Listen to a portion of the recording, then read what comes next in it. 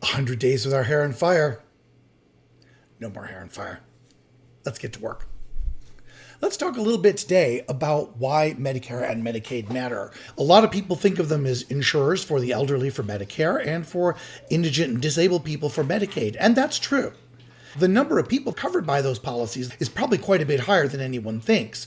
Between Medicare and Medicaid, that is the insurance for 42% of the American population. Nearly half the people in the United States are on Medicare or Medicaid. Now, very few people worry about Medicare because they say, well, those are elderly people. They retired. They deserve their care. And there's this notion that somehow people on Medicaid are less deserving. Medicaid gets sort of a bum rap because it takes care of the most vulnerable patients. Patients often who can't advocate for themselves. People who are severely disabled, whether it's mentally or physically, and just cannot work. People who are poor and have literally no money or funds. People who are poor and are working and are above the poverty line, but are below the amount of the cutoff for Medicaid. And that includes people on organ transplant lists. Because what happens when you're getting sick enough that you might need an organ transplant is gradually you become sick enough that you just can't work anymore. And during that time, you usually use up all your other resources. You might sell your house, file for bankruptcy, sell off stock or investment or retirement savings you had to pay for your hospital bills until you are completely indigent. And that's when you finally qualify for Medicaid. And that means if you've got Medicaid when you get your transplant, Medicaid's going to pay for that transplant. Sometimes people get well enough to go back to work after their transplant, and sometimes they don't.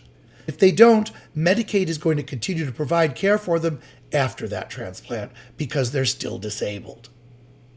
About half of deliveries are paid for by Medicaid. About half of the children in the United States are covered in some way under Medicaid or the Child's Health Insurance Program known as CHIP. Medicare and Medicaid together pay for about 80% of residency training slots in the United States. Residency training is what you do after you get your MD degree, but before you're ready to practice independently. If you have not completed a residency, you will not be able to practice at a hospital in the United States because no one will credential you. If you are concerned about all the things we've talked about, and I'm going to run them back again, 50% of kids being insured, 42% between Medicare and Medicaid of the entire United States, half of deliveries, 62% of all nursing home patients, patients who are working poor above the poverty line but below the Medicaid cutoff. If you are concerned about residency training, if you are concerned about transplant patients, if you are concerned about the general health of our nation, you don't want to cut Medicaid. So please, advocate for the preservation of Medicaid. It is essential to the health of our entire nation. Thank you.